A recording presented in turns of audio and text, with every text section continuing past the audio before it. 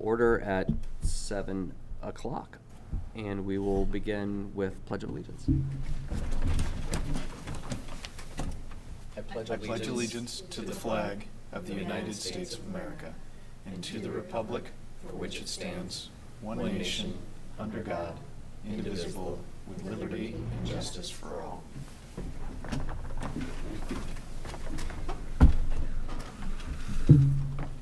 Okay, next we have our consent agenda. It's listed on the agenda, the items. The warrants have been sent out. There are no amendments to this? Nope. One really minor one. Yep. On the regular session minutes, I'm listed as remote, but I was actually here. Oh, That's all. okay. Little. Any other questions or comments? Nope. Warrant numbers were shared earlier today, and then the top one was carried over from the last meeting. You got that, Nina, on the 29th minutes? You got that, Gloria, on 29th was Yep. the person. It's hard, we have a hard time distinguishing virtual Gloria from real life Gloria. It's just,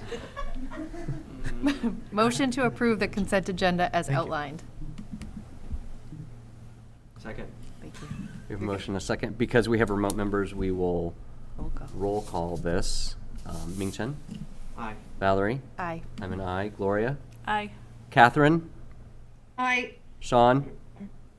Aye. And the consent agenda passes 6-0. Public comment. I don't see any folks here for public comment. Folks at home, if you're on Zoom, you can raise your hand and we can pull you in if you have public comment. There's nobody else on Zoom except that's not true. That is true. We don't have attendees, so I don't think we have anybody in Zoom. We don't have anybody here. If you happen to be on YouTube, you could switch over to Zoom. The link is on our agenda. And we can wait a minute here and see if anybody pops in, but I don't think that's likely based on past practice. And this is where we normally might say the audio on Zoom sometimes isn't the best. Right. YouTube audio is better, but there's nobody on Zoom to worry about that right now.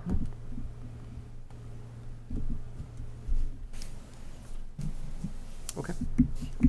Seeing no public comment, we can move on to informational updates, starting with superintendent update. Great. So we talked about this when we were even talking about the agenda earlier, but last Wednesday was the first day of tuition-free full-day K. So that's kind of a big deal, right? So this last week we had our tuition-free full-day kindergarten students in, and this week everyone is experiencing their first full week of school. In the past, we've gone 3 days, then 4 days, then 5 days. This year we went 2 3-day weeks, and then jumped into the full. This will be 5 full days. So, hopefully everyone was well rested over the weekend. We started on last Friday. We had our first principals meeting where we were doing our rounds throughout the schools, and so we met over at the day school, and Dr. Sardella did a great job setting us up to different tours, and we went through the building in small groups and visited classrooms, and then we're able to debrief on it, and that was a lot of fun. So we started that already. The Miller School, I was trying to make sure that I was saying this correctly, and I'm panicking at this moment that I'm not going to say this correctly because I practiced earlier. Listen, Cephali. I apologize for not being able to say that correctly. They celebrated an awareness day for one of the students, in honor of one of their students who is Listen Cephali. And I'm saying it incorrectly, I'm sure. It's got to be Cephaly, though, right? I think you're right. Cephaly? I think that's what it is. Yeah. Listen Cephali. Thank you. I panic on the moment when all of a sudden it's like, because it's very important, and they're raising awareness of this very specific syndrome that is things that they're around the world. They're actually trying to increase awareness about this, but it's something that has impacted the brain and the development specifically. And so there's a student at Miller, and they honored that student by by recognizing the day, and everyone wore purple to do that. And I think that was really wonderful that they were trying to do that. And then the last thing that I wanted to share with you is that I learned recently that there might be the possibility of an FY23 budget adjustment up to $76,500. It would be money that's coming from state aid, local revenue, and new growth. And so the town manager had reached out to me and let me know that this was a possibility, and this is something that we would be able to utilize for FY23. It's going to be part of the special town meeting, so it'll be part of a warrant article if the town decides they want to actually accept these funds.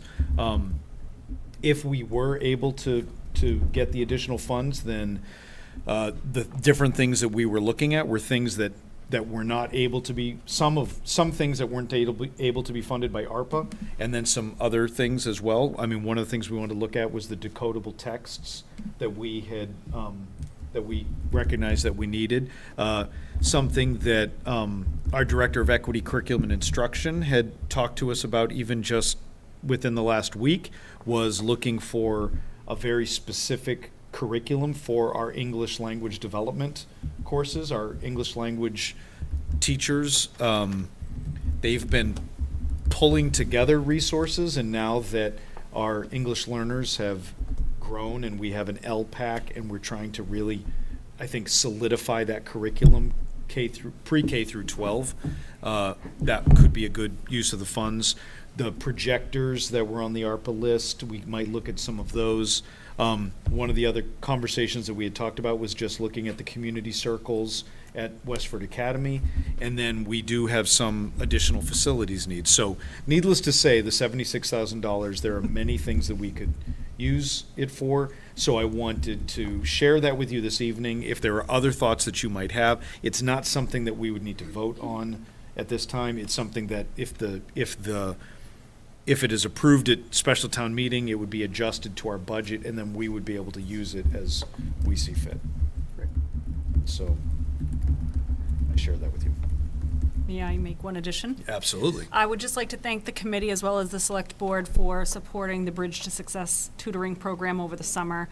That ran for 5 weeks, and we began collecting some feedback from the tutors as well as the families, the parents or guardians of those who were involved in the program. And yet again, it's overwhelmingly positive. There are a few who had mentioned that the remote style does not work well for their child. And there were a lot that happened to say that because of the remote, they were able to access the program. So that's one of those things that certainly cannot please everybody, but I do believe that we got more enrollment because of the convenience of it. We know that this is not an ongoing program because it's not embedded in our operating budget, but these past 2 years, each year using one-time funds, has really benefited the students who were just shy of being on grade level at the end of the year. So it was the small boost that was needed to more confidently enter the next grade level. So we know that it will likely end this coming summer, but as I said, the 2 years that we had, those were really priority years while we got back on our feet after COVID. So thank you. Questions or comments on those updates? Catherine. Yeah, that's right. Catherine, go ahead. Sorry, Chris, I didn't know if you could see the response. I hadn't. Can I just ask one question, and apologies if it's a really simple one. That extra potential 76,000, does that have to be spent within the FY23 budget, or could it also be put aside for the FY24 budget?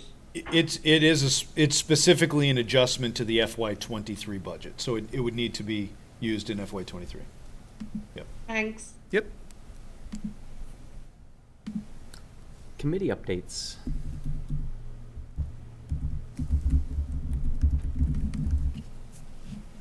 You mentioned special town meeting. I did. I had to go refresh my memory on the date. So people know it's Monday, October 17th. At Westford Academy. at Westford Academy. Change in venue. Yep, so that'll be a new, It's a Monday night, too. it's a Monday night. It's a Monday yes. night, because I think last year was also October 17th, but it was a It was Saturday. And traditionally, they were Monday nights for special town meeting, but Mhm. I guess we just did two of them, I think two of them. Okay. On Saturdays because of the outdoor location, right, the daytime. And so hopefully we'll have good representation from this committee, and hopefully we'll have good representation from the folks at home, because we do need a quorum for that meeting, which is somebody, 200? 200, we need 200 residents of Westford, voting residents of Westford, to be in attendance for special town meeting. So mark your calendars for that. And any other committee updates? Wait, did you say the time that the meeting was at? I didn't. What is the time? 7 p.m. 7 p.m. Okay. 7 p.m., sorry. 7 to what? Till we're done. Till infinity? Till we finish Yeah. finish the items. Well, I figured you had provided all the other details, so I thought. Yeah, Yeah. that's good. No, thank you. Yep. I attended my first strategic planning townwide retreat Same. at Kimball's last week. It's pretty cool. Which was very well attended. Very well attended. I We thought had it was we great. definitely had 200 Yeah. quorum Yeah. there. What could have driven those people to come? Free food. Oh, is it that? Yeah.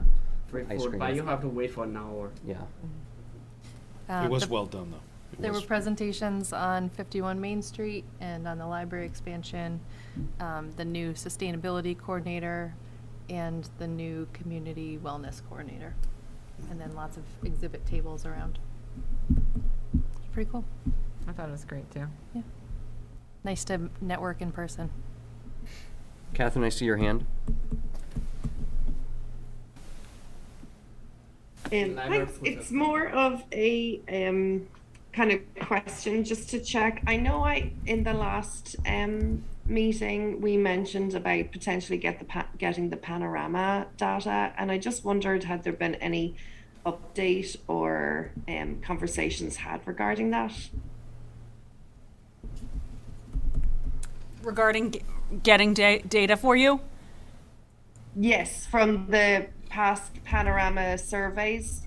Yes, we did reach out to Brian Rourke, who really houses all of the data, and we can get that for you.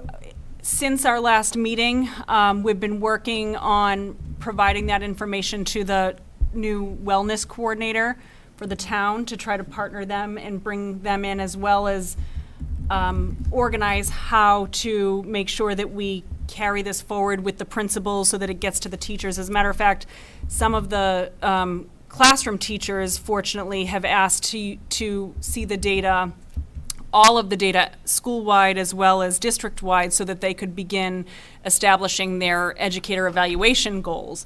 So we are in the process of putting that in a format that's bite-sized. Obviously, it will not show any names and will be presented as totally anonymous. And we'll make sure to get that to you, Catherine. Super. There's just one other thing I'd like to ask in this minute. So last week I had the pleasure of taking a number of new sixth graders out for birthday celebrations for Connor, and so I said, I'm gonna see. I was like, so how do you like sixth grade? How's it going? So there was some lovely feedback, and they were very excited. It was definitely different, better than fifth grade. Was definitely a positive one.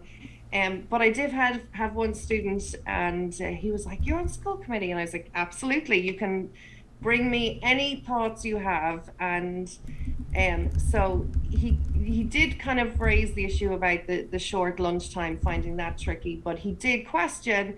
He's like, and I'm just wondering, is there a reason why when they get the few minutes outside at recess, apparently they can't kind of get access to basketballs or the courts? They were kind of said you've got to just hang around on the pavement, and a few of the kiddos kind of resonated. They like to play sports and get a bit of a movement break. So I'm just curious, and because this very mature sixth grader now kind of raised it with me, about, is there a reason as to maybe why they wouldn't be able to kind of have that 10 or 15 minutes of to kick a ball around or shoot some hoops or what have you? Well, what the decisions that they're making specifically right now, I can't speak to, but as the former principal of the school that has those basketball courts right there, the school of which you're talking about, I can assure you that actually, as much as a student thinks that they would like to be able to do that, there's not enough time for them. That's one of the issues with Stony Brook, is that the campus is huge. And while they think that it's right there, the idea of them being able to get into the basketball courts and then find a basketball that they would, have to get from some spot to the amount of time that they have at the end of lunch.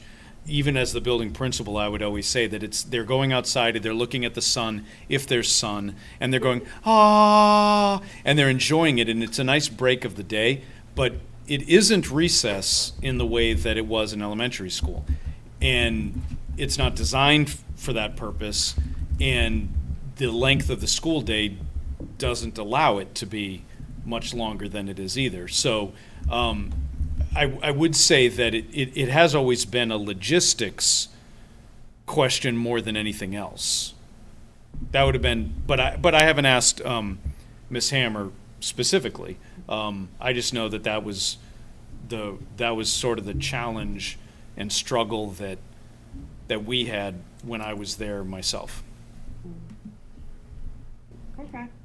That's I'm just interesting. wondering, is this maybe, an issue that we could look at? I mean, I would say when their kids are in school from six and a half hours over the course of the day, and some of these are 11, 12-year-old boys, if there's at any opportunity we can have at some point, maybe as a school committee, we might consider looking into this and really, what's right for what child development and their age.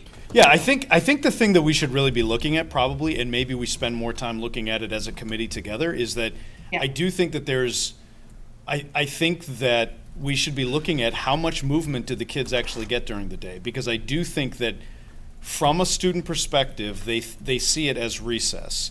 But the reality is that they have a lot of opportunities to move throughout the day on a regular basis. It might not necessarily be the completely unstructured time that recess was, but the classroom teachers also give them some unstructured time.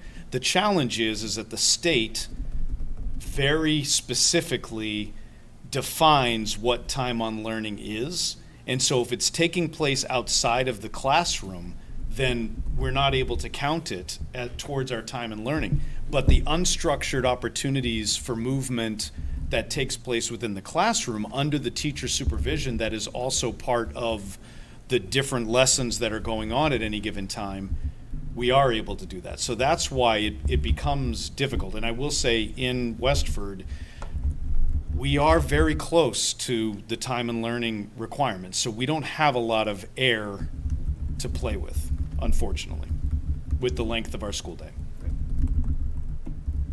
Thanks, Dr. Chu. Sure. Thanks, Catherine. Anything else from updates? Okay, thank you. We're on to business and our 7:30 agenda item, which is the FY23 District Professional Development, an overview.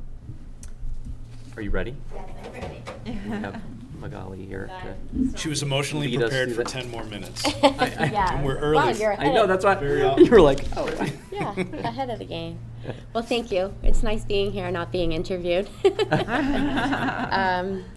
But yeah, so we took a lot of time to develop this, and I was building off of Dr. Cleary's work.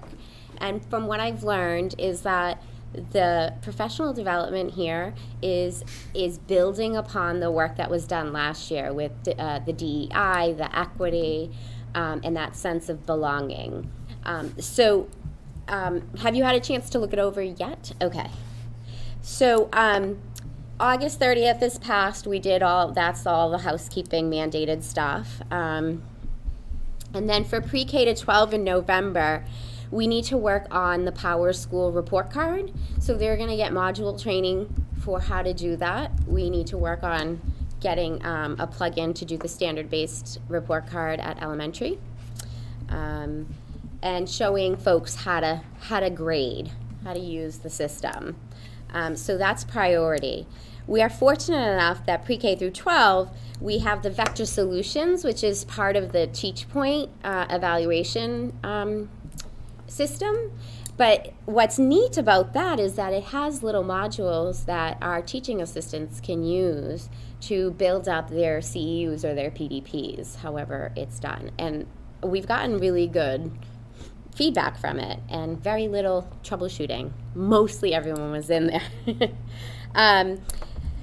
And then when we get into pre-K to 2, again, the focus is the science of reading. So we are going to build equity and give kids more access to really comprehending, writing, and teaching the science of reading through the phonetics as well, which is wonderful.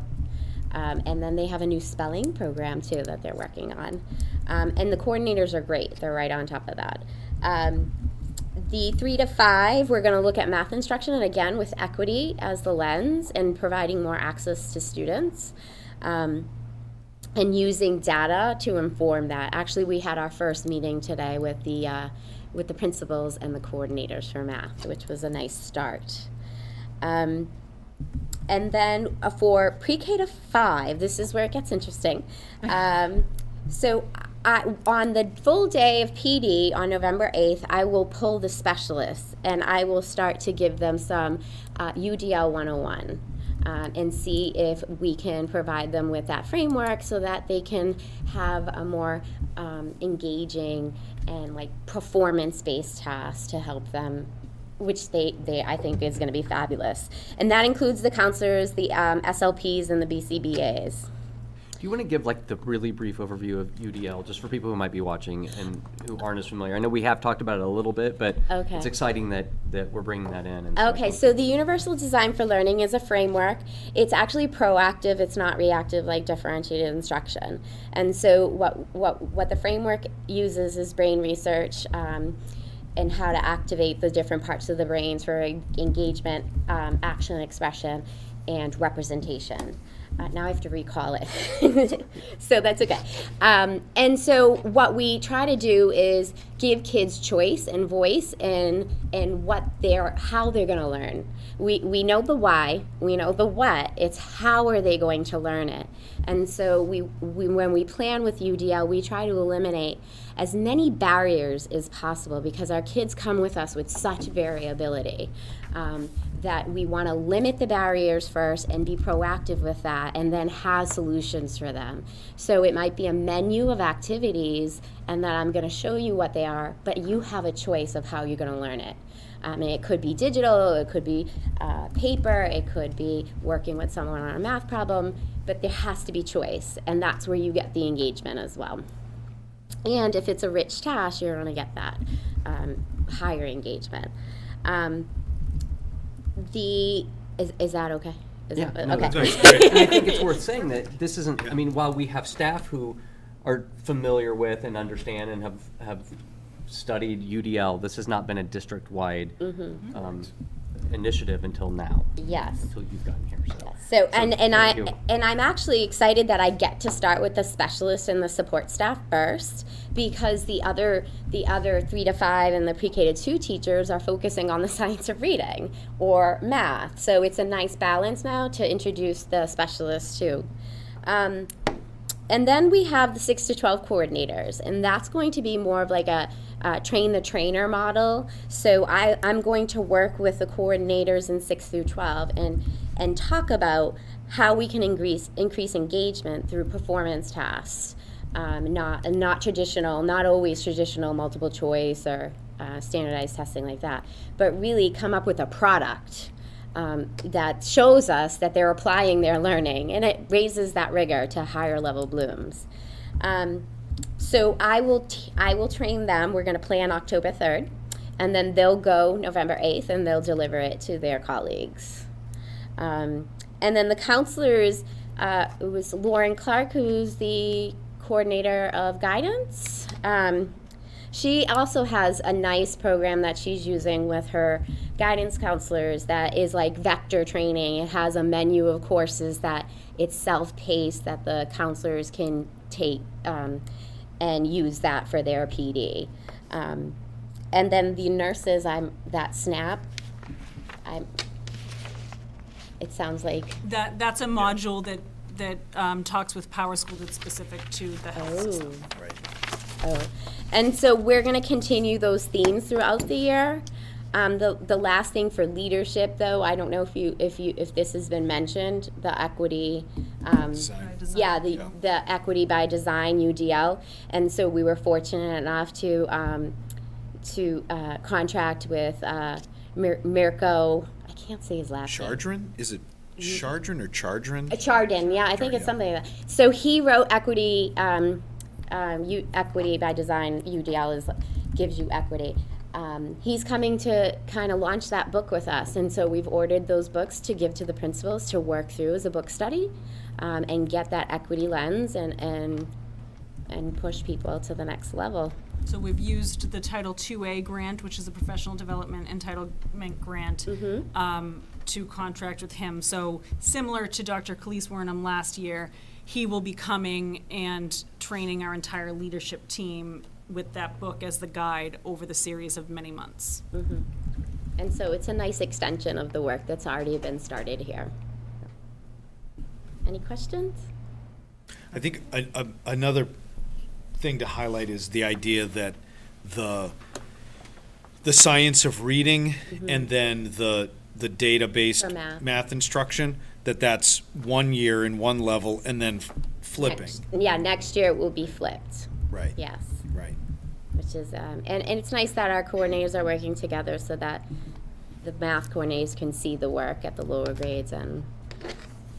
And as Magali mentioned, we are also prioritizing training the leadership team, the principals, the assistant principals. So the coordinators are going to be using all of our typical monthly meetings separate from the Mirko meetings. We also meet monthly with just the elementary leadership, and that will be devoted to building principals' background knowledge because the coordinators are always staying on top of the most current way of practice. And so we just want to make sure that the principals are fully invested and know exactly what to look for when they're offering advice or in classrooms and even evaluating. And that's exactly the conversation we had today with our 3 to 5 principals and the coordinators, and it was a rich discussion. And it's exciting. The work is exciting. It is. I mean, just the conversations that we've been having about the idea that universal design for learning is truly equity in action. Right. So I feel like with your experience with universal design for learning, your passion for that, it's going to be very helpful to us because like what you had said, there are people who have experienced. I mean, I was familiar with it from previous work that I did in other districts. You were familiar with it from previous work. There are teachers who have explored it on their own, but as a district, we have not embraced it to say, let's explore how this framework can exist in every single classroom. Yes. Which I think is really important. And I think it's starting with specialists too, and just showing them and have them kind of run with it, I think it's exciting because it can easily be transmitted into the content areas if they see it. Right. I think we can get big buy-in with them, and they can be our cheerleaders. Questions for Magali? And you're welcome to join us anytime if you want to take a peek in some of the work. That'd be great. Thank you. Catherine has a Thank you. question. Hey, Catherine. Oh, sorry, let me stop sharing so we can see you, I Catherine. was looking to see, where's Catherine? There she is. Hi, Magali. Catherine. First of all, thank you so much for this information. It's really well laid out, and I love the breakdown and the detail. And I am very excited to see the concentration on and focus on, the few areas, the science of reading, the math instruction, and particularly the universal design for learning. It's something, again, that I'm aware of. And sorry, one sec. Sorry. It's okay. the joys of being at home on Zoom. So I'm really excited about that, and I might take you up on the offer about joining in some of those sessions. It would be really Absolutely. interesting. So well done on that. And Thank the you. one question I think I had was, in coming up with this whole plan for the year, are you happy with the amount of professional development we're able to offer? Did you feel in kind of what your hopes for the district? Had you enough time, or do we meet often enough or not often enough? So it was more just kind of about our time that as a district we spend on professional development, because it might be something worth noting a school committee moving forward for future years, if we can improve, change, tweak that to help you, because Well, I'm a firm believer in professional development being key to everything in our district. and I think in-house professional development, if it's tailored and customized, is actually stronger than outside. The teachers here know, and the coordinators here know your context best. An example of needing more time with the coordinators, so that's interesting you asked that, because I pushed for that this year with them. And so we tried to get the months and the dates for pulling the coordinators 6 to 12 for a full day. So October 3rd is our full first day, and that's where I'll be training the trainer, so that when they go to November 8th, they can launch the work with their colleagues. And they were happy about that. So the other coordinators that are in the middle schools or overlap, it was mostly getting the WA coordinators to figure out a day that worked best for them. And we talked about maybe pulling one sub to rotate through their classes if they found the day that their classes were like adjacent, so that we could maximize our resources and have one sub cover their one classes. And they were excited about being pulled like that. I've spoken to the ELL lead teachers, and we discussed the possibility of also doing that for them, maybe once a month, so that we can get into the nitty-gritty of the work. And they were asking for it, for that extra time. So we'll have to figure out the nuances of pulling the 6 L teachers from the buildings and making sure that they have coverage of some sort, but that we're still figuring that out. But they are excited. We're meeting again September 28th to go over their caseloads. So yeah, I would love to see the coordinators at least once a month for 6 hours. I mean, that's just luxurious time. So the obstacle there is Right. because the 6 through 12 teach one course. Yeah. Unlike the K to 5. Right. So they were good. They gave me 3 months ahead of the days that they figured out the cycles at WA. We put those in the calendar. And so we're looking forward to that really quality time and focusing on our own pedagogy and getting this work of performance tests rolling. So, and we'll generate that plan when we're together with the coordinators, and because I didn't want to give them a plan, I want to build it with them to get the buy-in, and then we can share that back with you. Excellent. Good question. Anything else from the committee? Thank you so much. You're welcome. I think it's just really important, because this is a glimpse that not everybody That's right. gets into what's happening. How do we develop our curriculum? How do we train our staff? And I think it's just so important that we know and that we get to hear from you all the good stuff that's going on. And they're excited for the opportunity. Great. So And one of the things we talked about was that by embedding our equity lens into the heart of our work, which is the curriculum instruction, that's where we're going to see the biggest impact. And so Magali has been 100% focused on that, which has been awesome. So that's Thank you. been helpful. And then I feel like different things that we share with you throughout the year, you'll then see it in action. Right. yeah.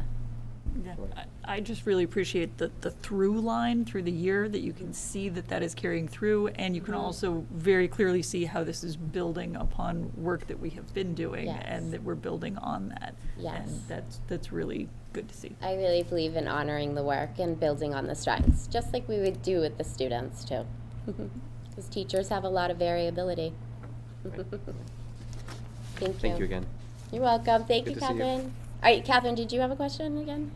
Sorry, Yeah. there was one specific thing that I forgot to ask Magali. I'm just curious regarding the science of reading. professional development, was there any discussion around the reading interventionists taking part in that? I know they're typically, you know, the paid hourly, you know, that I don't know if they typically do that professional development or professional development days, but I'm just curious as to, was there a discussion around involving them in this particular one? There are very specific hours that they're contracted to work, and so the coordinators strategically work with them on which hours. So there are some days that they might come for meetings or for professional development instead of seeing students. So it's still within their window, and it's flexible, determined by the coordinators and principals as well. So will any of this, so are you saying that some of the reading interventionists may actually be doing this specific one, or is it up to kind of individual time? Or We'll have to take a look at that, Catherine. The coordinators have always built the schedules based on what they would be most benefited from. So I don't have the schedules in front of me. They are very much aware of the, you know, the RIs and the role of the RIs, and they provide incredible support and oversight. So I don't have the specific details, but there's flexibility for that. And there's no doubt they're thought of with the bigger picture of this rollout. okay, thanks. I've heard them discuss that too, the planning. I concur. Thanks, Catherine. Thank you. Thank you. Thank Have a good night. Good night.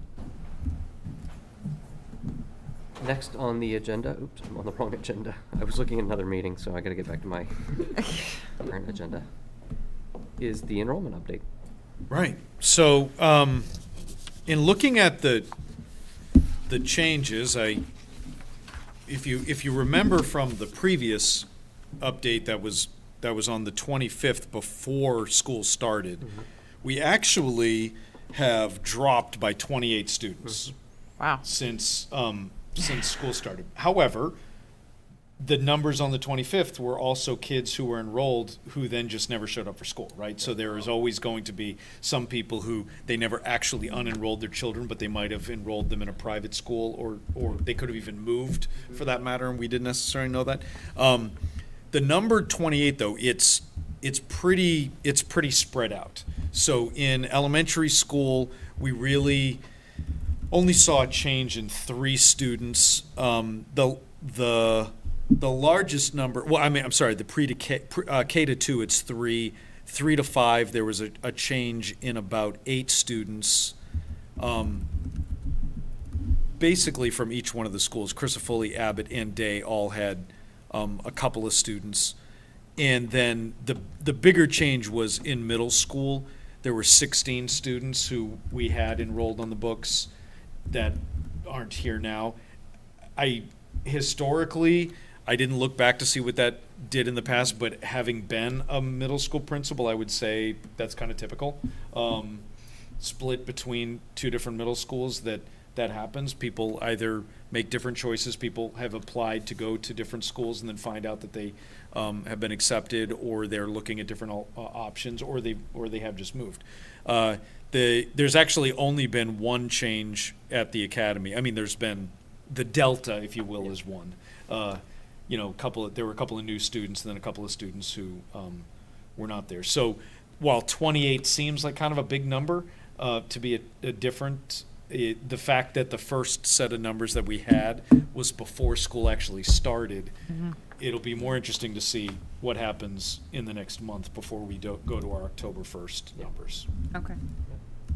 That actually always has been a problem. Is like we don't know how.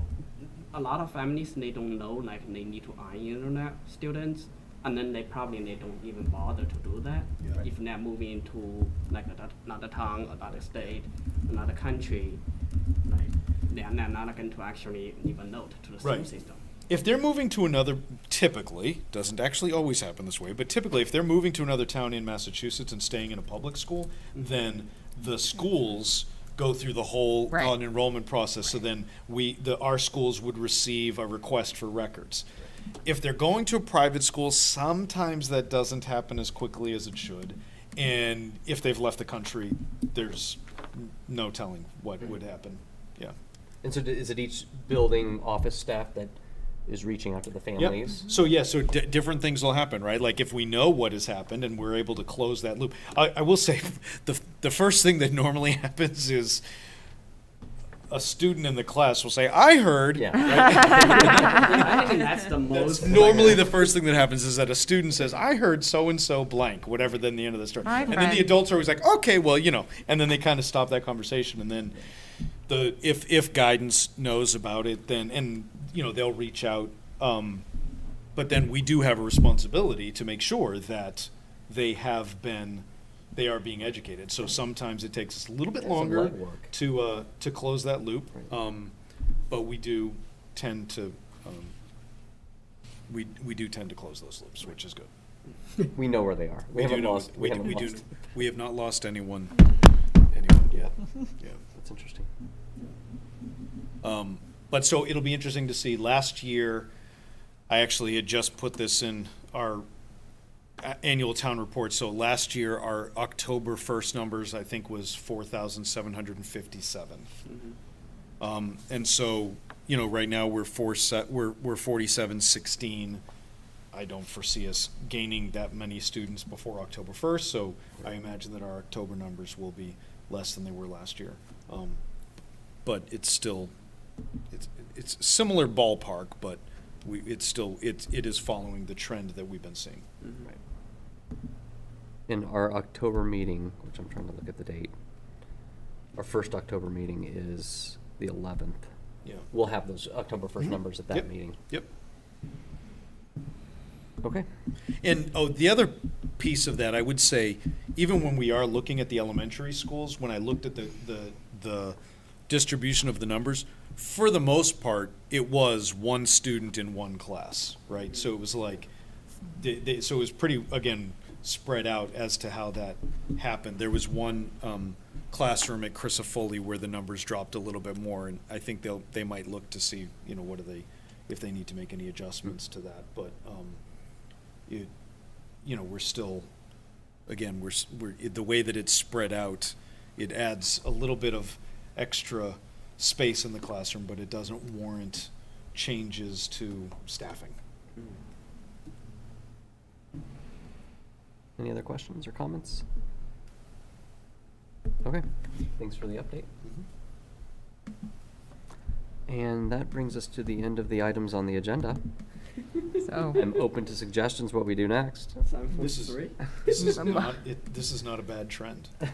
motion for adjournment. Second. Okay, roll call vote. Mari? Aye. Ming Chen? Aye. Valerie? Aye. Catherine? Aye. Sean? Aye. Gloria? Aye. I'm I. We are adjourned.